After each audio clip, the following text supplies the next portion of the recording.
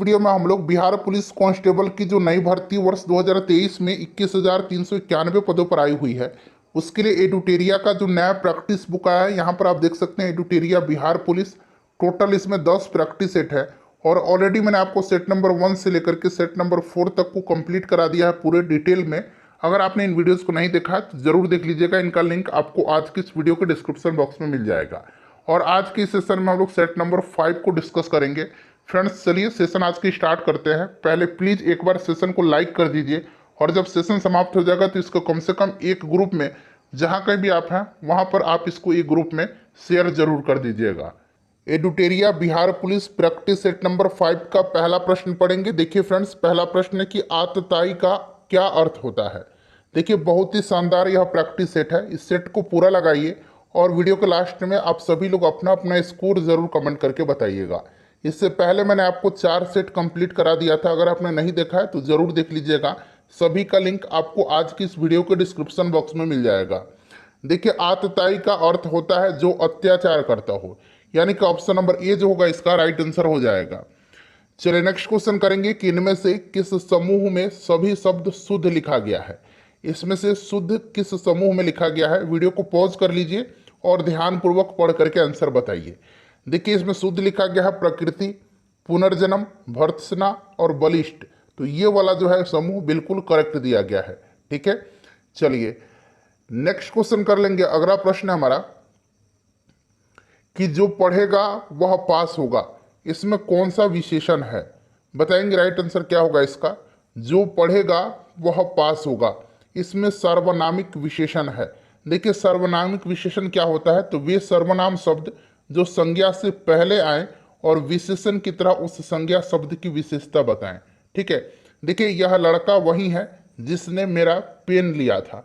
इसमें भी सर्वनामिक विशेषण है, ध्यान रखिएगा। इनमें से कौन सा वाक्य शुद्ध नहीं है। देखिए, आज ही मैंने बिहार पुलिस में अब तक जितने भी बायोलॉजी के प्रश्न पूछे गए हैं उन सभी को मैंने कवर कराया हुआ है। अगर आपने आज वाला वीडियो नहीं देखा है तो ज़रूर देख लीजिएगा, लिंक आपको डिस्क्रिप्शन बॉक्स में मिल जाएगा। जरूर देख लीजिएगा। सारे के सारे बायोलॉजी के प्रश्न को हमने एक ही वीडियो में कवर करा दिया है। इनमें से कौन सा जो है वाक्य शुद्ध नहीं है, बताइए राइट आंसर इसका क्या होगा। तो यहाँ पर देखेंगे विष्णु के अनेकों नाम है, ये शुद्ध नहीं है, विष्णु के अनेक नाम होगा। द्वंद्व समास का उदाहरण इनमें से कौन सा है, सिंपल सा क्वेश्चन है। तो दीनहीन जो है ये द्वंद्व समास का उदाहरण है। उसके बाद देखिए, आसमान टूट पड़ना मुहावरा का अर्थ क्या होता है, तो आपको पता है मुसीबत आ जाना। Option number B right answer हो जाएगा। शुद्ध वर्तनी वाला शब्द इसमें से कौन सा है। रचयिता इसमें से शुद्ध कौन लिखा गया है, तो देखिएगा ये वाला जो रचयिता लिखा गया है, रचयिता, ये बिल्कुल सही लिखा गया है। समास का विलोम क्या होगा, समास का विलोम क्या होगा, बताइए राइट आंसर इसका। समास का विलोम जो होगा ये आपका क्या होगा, व्यास होगा। ठीक है, चलिए अगला प्रश्न हमारा कि परिमाप में उपसर्ग कौन सा है। परिमाप में तो इसमें परि उपसर्ग है, उपसर्ग पहले लगता है और प्रत्यय बाद में लगता है। बादल का तत्सम शब्द है तो ये वारिद हो जाएगा। Option number C right answer हो जाएगा। अब अंग्रेजी का प्रश्न है, find out which part of a sentence has an error. तो इसमें किस पार्ट में एरर है। अगर एरर नहीं है तो आप ऑप्शन डी पर क्लिक करेंगे। चलिए बताइएगा, the prime minister was asked to write a forward to the book. ठीक है, इसमें से कहीं भी एरर नहीं है, इस पार्ट में कहीं भी किसी पार्ट में। ऑप्शन डी नो एरर हो जाएगा। चलिए क्वेश्चन नंबर 12 कर लेंगे अब लोग। 12 है कि choose the one which express the right meaning of the given word. यहाँ की सिलेक्शन का आपको मीनिंग बताना है। सिलेक्शन का मतलब क्या होता है, तो चयन करना होता है और इसका प्रिफरेंस हो जाएगा। यहाँ पर अपोजिट मीनिंग अब आपको बताना है, किसका, तो एग्रीमेंट का। एग्रीमेंट का अपोजिट बताना। एग्रीमेंट का मतलब क्या होता है, तो इसका मतलब होता है सहमति, करारनामा, अनुबंध पत्र, ये सब होता है। तो डिस्कॉर्ड हो जाएगा। डिस्कॉर्ड का मतलब असहमति होता है, तो ये उल्टा बताना था। ठीक है, चलिए फिल इन द ब्लैंक्स है। As he proved inefficient the company, खाली स्थान दिया गया है him. As he proved inefficient the company क्या होगा, बताइए। Expelled him. एक्सपेल्ड का मतलब निष्कासित करना होता है। ठीक है, निष्कासित होता है। चलिए अगला प्रश्न, fill in the blank. The furniture, खाली स्थान दिया गया है टू बी डिलीवर्ड टुडे। यहाँ इज होगा, आर होगा, हैव होगा, वेयर होगा, क्या होगा, तो यहाँ पर इज का इस्तेमाल होता है फर्नीचर के साथ, ठीक है, ध्यान रखिएगा। The word physical, physical deficit आपने पढ़ा होगा, यह किससे रिलेटेड है, तो बजट जब आता है तो फिजिकल डिफिसिट ये सब आपने पढ़ा होगा, ठीक है। तो फिजिकल जो होता है ये फाइनेंस से रिलेटेड है। फिजिकल का मतलब क्या होता है, तो रेवेन्यू, राजवित्तीय, ये सब होता है। That which is fit to be eaten is known as, बताइए क्या होगा, तो इसको कहा जाता है, जो खाने योग्य है उसको एडिबल कहा जाता है, ठीक है। चलिए, which of the following is similar in the meaning as the phrase, ठीक है, इन नेम ओनली, यानी कि नाम मात्र होता है, ठीक है, और नॉमिनल मतलब भी नाम मात्र ही होता है। नेक्स्ट क्वेश्चन है कि what is the most opposite meaning of insane, insane का मतलब पागल होता है, और यहां पर देखेंगे सेन का मतलब समझदार होता है, ठीक है। चलिए, which of the following part of the sentence is error, error कहां पर है इसमें, तो देखेंगे एरर जो है he will resume after 2 days, यहाँ पर एरर दिया गया है। फ्रेंड्स प्लीज़ वीडियो को लाइक करिए और ज़्यादा से ज़्यादा इसको शेयर करिए। मैं आपके लिए लगातार वीडियोस लेकर के आ रहा हूँ, लगातार मैं मेहनत कर रहा हूँ। प्लीज़ सपोर्ट करिए, और सपोर्ट करने का एक ही तरीका है कि आप वीडियो को ज़्यादा से ज़्यादा लाइक करें और ज़्यादा से ज़्यादा शेयर करें। मानव रक्त का पीएच मान कितना होता है, बताइए। तो मानव रक्त का पीएच मान जो होता है ये 7.4 होता है, बड़ा ही महत्वपूर्ण है, याद रखेंगे आप। निम्नलिखित में से क्या वाहित मल की एक कार्बनिक अशुद्धि है, तो ये आपका मानव मल हो जाएगा। नेक्स्ट क्वेश्चन है कि निम्नलिखित में से किसका समस्थानिक का उपयोग कैंसर के उपचार में किया जाता है, किसके समस्थानिक का उपयोग कैंसर के उपचार में किया जाता है, तो ये कोबाल्ट का समस्थानिक है, कोबाल्ट 60, ठीक है, ध्यान रखिएगा। और आपको पता है कोबाल्ट जो है ये विटामिन B12 में पाया जाता है, इसको भी आप ध्यान रखिएगा। चलो उसके बाद देखिएगा, खाली स्थान दिया गया है, रोग केवल कम अवधि तक रहते हैं, कौन से रोग केवल कम अवधि तक रहते हैं, तो ये तीव्र रोग हो जाएगा। उसके बाद देखिए, हाइड्रा जंतु जगत निम्नलिखित में से किस संघ का उदाहरण है, हाइड्रा जो है यह उदाहरण किसका है, तो हाइड्रा जो है यह सिलेंट्रेटा का उदाहरण है। सिलेंट्रेटा में हाइड्रा आता है, जेली फिश आता है, जेली फिश भी पूछा जाता है, याद रखिएगा, जेली फिश सिलेंट्रेटा के अंतर्गत ही आता है। सिलेंट्रेटा का अंतर्गत समुद्री एनिमोन, यानी कि जिसको कि हम लोग सी एनिमोन कहते हैं, सी एनिमोन, ठीक है, या समुद्री एनिमोन कहिए, ये भी आता है। जरूर ध्यान रखिएगा, जेलीफिश, सी एनिमोन और हाइड्रा ये सिलेंट्रेटा संघ के अंतर्गत आते हैं। निम्नलिखित में से कौन एक सपाट अस्थि है, तो इसमें से जो सपाट अस्थि है ये इसमें से क्या हो जाएगा, पसलियां हो जाएगा। अच्छा, मानव शरीर में कितनी जोड़ी पसलियां पाई जाती हैं, जरा आप जोड़ी में बताइएगा, ठीक है, जोड़ी में। चलिए ऑप्शन दे देता हूं मैं, 10, 11, 12, 14, कितनी जोड़ी पाई जाती हैं, कमेंट करके बताइए।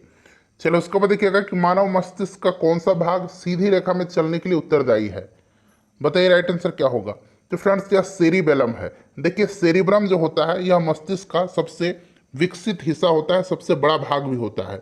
यह बुद्धि, चतुराई, स्मृति, इन सब का केंद्र होता है। क्लियर है, ध्यान रखिएगा। और यहाँ पर देखेंगे आप, मेडुला जो है, मेडुला, मेडुला हृदय धड़कन, श्वसन, पाचन, इन सब अनैच्छिक क्रियाओं का यह नियंत्रित करता है, तो इसे भी ध्यान रखिएगा। उसके बाद देखिए, इष्ट में जनन किस प्रक्रिया से होता है, इष्ट में जनन जो होता है यह किस प्रक्रिया से होता है, तो इष्ट में जो होता है ये मुकुलन के द्वारा होता है, मुकुलन के द्वारा होता है। हाइड्रा में भी मुकुलन के द्वारा होता है, ध्यान रखिएगा। और अमीबा में विखंडन के द्वारा, द्विविखंडन, ठीक है, याद रखिएगा, बाइनरी विखंडन के द्वारा होता है। चलिए नेक्स्ट क्वेश्चन कर लेंगे कि निम्नलिखित में से कौन सा रोग कवक के कारण होता है, कवक से दाद, खाज, खुजली ये सब बीमारी होता है, तो दाद यहाँ पर दिया गया है, ठीक है। कोविड वायरस से होता है, हैजा और तपेदिक, तपेदिक यानी कि यहाँ पर यक्ष्मा, टीबी की बात की जा रही है, तो ये आपका होता है किससे, जीवाणु से। निम्नलिखित में से कौन सा एक विषाणु जनित रोग है, विषाणु से जो होगा ये चिकन पॉक्स होगा, ठीक है, चिकन पॉक्स होगा। उसके बाद देखिए, मानव फेफड़े द्वारा छोड़ी गई वायु में कार्बन डाइऑक्साइड का प्रतिशत कितना होता है, तो फ्रेंड्स यह जो प्रतिशत होता है यह कितना होता है, 4.4%।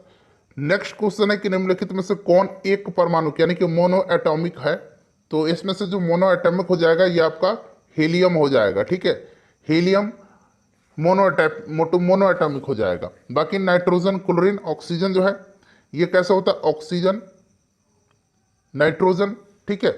चलिए ये आपका मोनो एटॉमिक एक परमाणु है।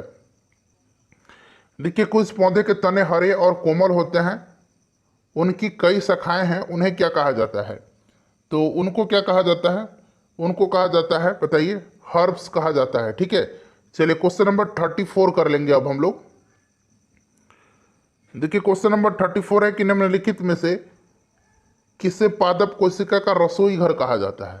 तो पादप कोशिका का रसोई घर जो है ये हरित लौक को कहा जाता है। किसको कहा जाता है? हरित लौक को कहा जाता है। ध्यान रखिएगा, पादप का पावर हाउस कहा जाता है माइटोकॉन्ड्रिया को। प्रोटीन की फैक्ट्री जो है, कोशिका का प्रोटीन की फैक्ट्री कहा जाता है किसको? राइबोसोम को। ठीक है, जीवों में समानता और अंतर से संबंधित विज्ञान क्या है? तो यह विज्ञान जो है, यह विज्ञान क्या है? तो यह अनुवांशिकी है। अनुवांशिकी, ध्यान रखिएगा। प्रोटीन कहाँ बनता है? प्रोटीन बनता है राइबोसोम में। सिंपल सा क्वेश्चन है।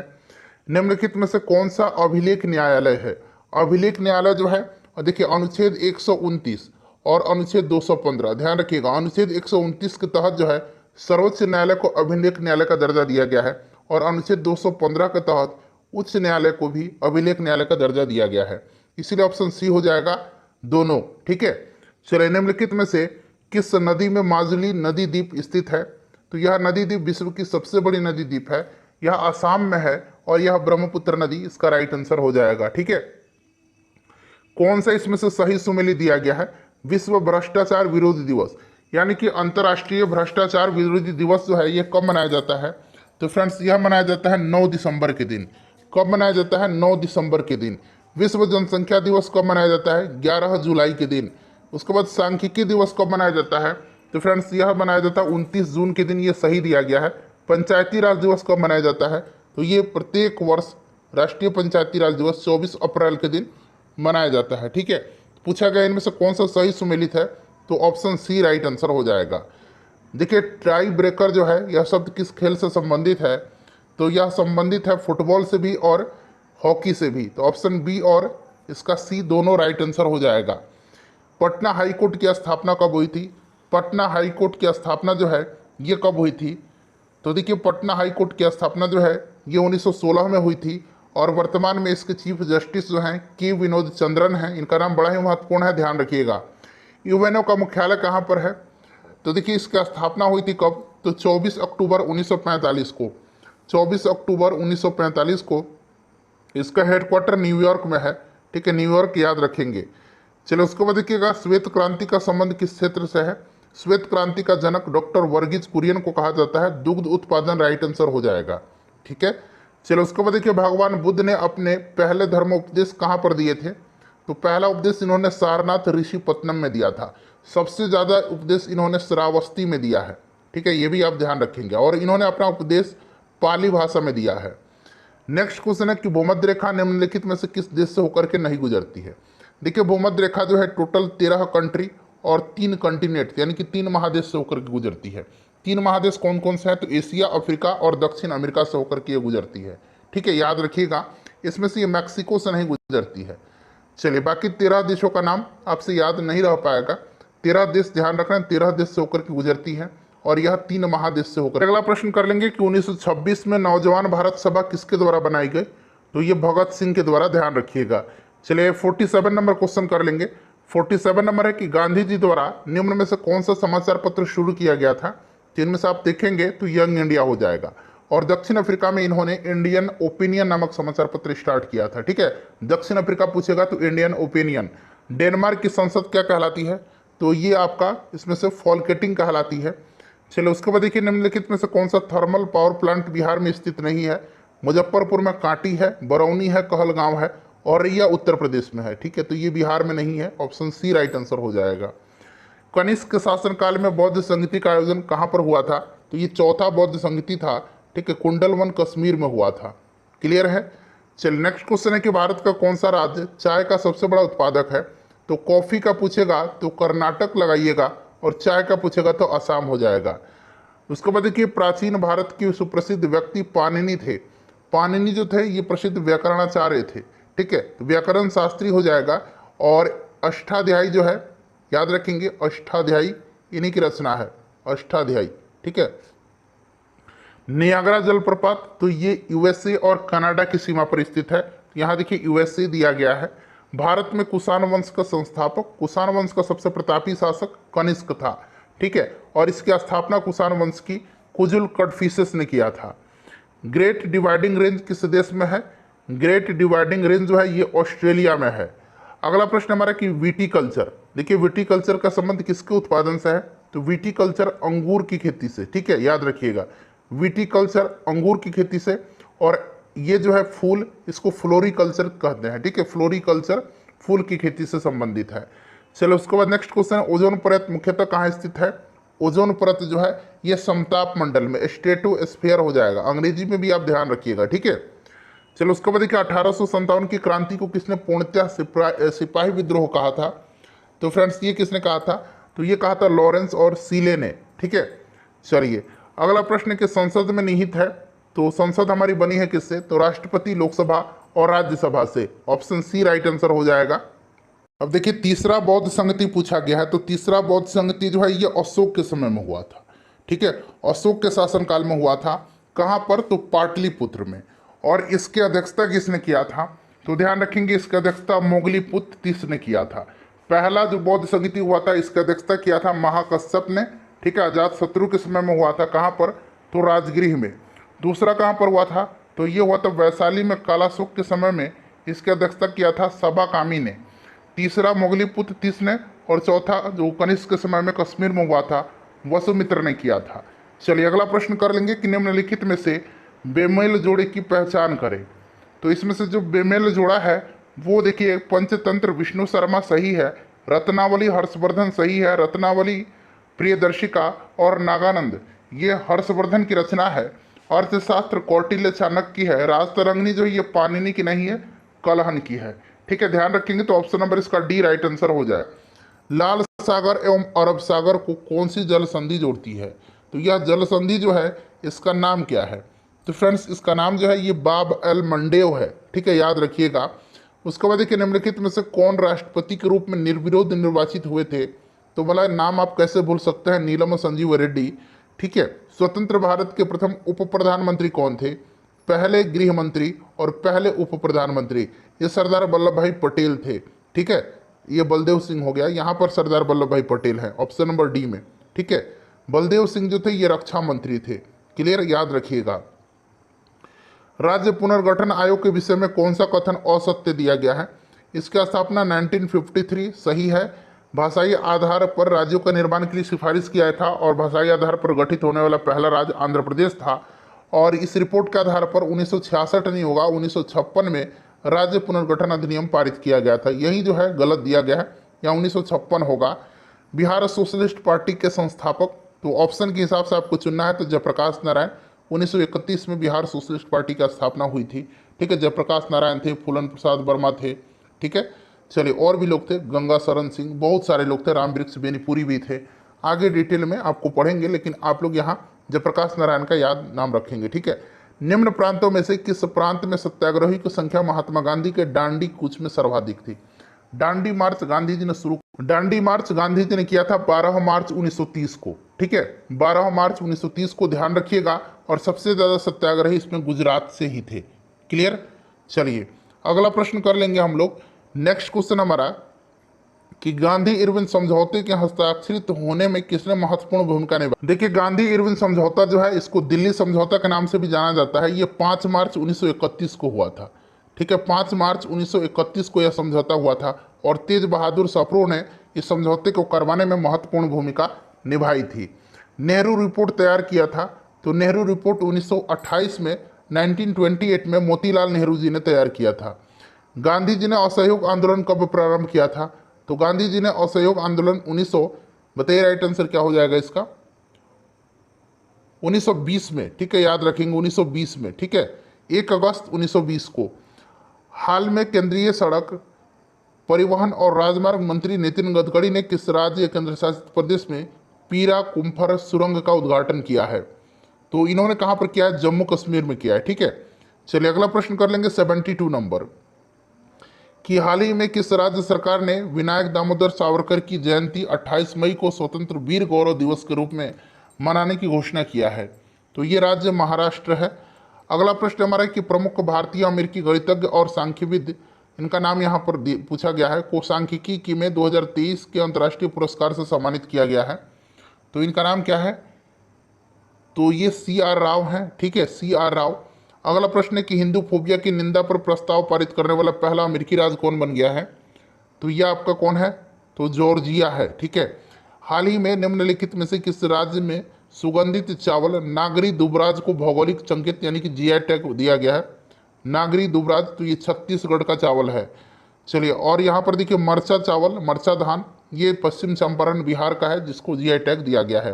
हाल ही में किस संगठन ने अपनी नवीनतम तीसरी पीढ़ी की man portable anti tank guided missile Amogha 3, ठीक है, का फील्ड फायरिंग परीक्षण सफलतापूर्वक किया है? तो देखिए ये भारत डायनेमिक्स लिमिटेड ने इसको विकसित किया है, याद रखिएगा। ठीक है। 2 अप्रैल 2023 को सलीम दुरानी का 88 वर्ष की आयु में निधन हो गया है। उनका संबंध किस क्षेत्र से है? तो सलीम दुरानी का संबंध क्रिकेट से था। देखिए किस देश में रूढ़िवादी नेता पटेरी ओर्पो ने सना मारिन को हरा करके प्रधानमंत्री का चुनाव जीता है? सना मारिन जो थी ये फिनलैंड की प्रधानमंत्री थी। ठीक है फ्रेंड्स, और ये आपका बने हैं फिनलैंड के, सना मारिन को हरा करके। फिनलैंड की राजधानी कहाँ है भाई? तो ये हेलसिंकी है, याद रखिएगा। किस राज्य में स्थित दिबांग वन्यजीव अभ्यारण्य को टाइगर रिजर्व में बदलने की योजना का विरोध वहाँ के ईदू मिसमी जनजाति के लोग कर रहे हैं? तो यह जो है दिबांग या अरुणाचल प्रदेश हो जाएगा। अगला प्रश्न कि इंडिया जस्टिस रिपोर्ट 2022 के अनुसार राज्यों में न्याय प्रदान करने के संदर्भ में किस राज्य ने शीर्ष स्थान हासिल किया है? तो यह राज्य जो है ये कर्नाटक है। चलिए क्वेश्चन नंबर 81 यहाँ से कर लेंगे।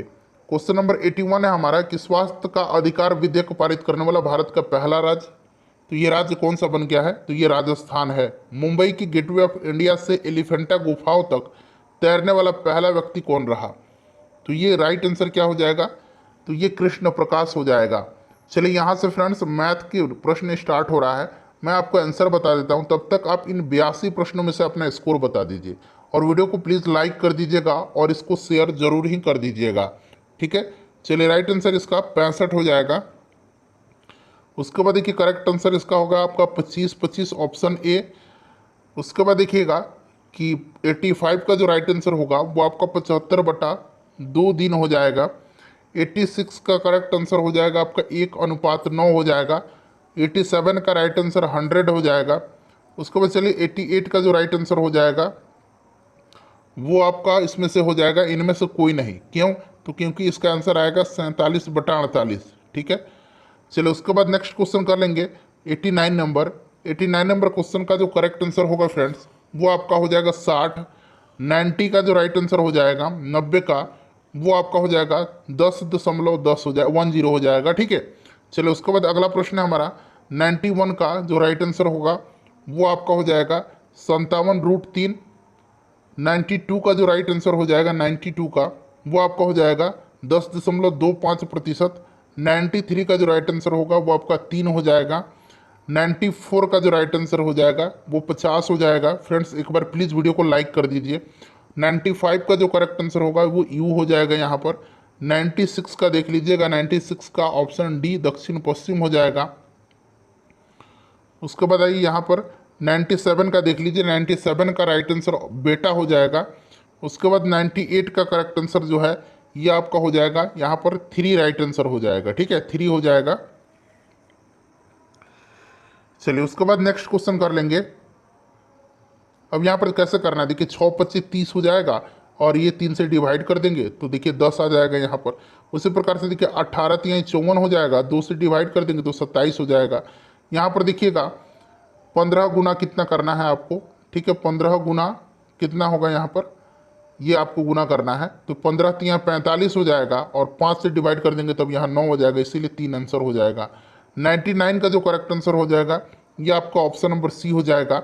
और 100 का जो राइट आंसर हो जाएगा यहाँ पर ध्यान से पढ़ करके इसका आंसर बता दीजिएगा आप लोग, 100 का ए हो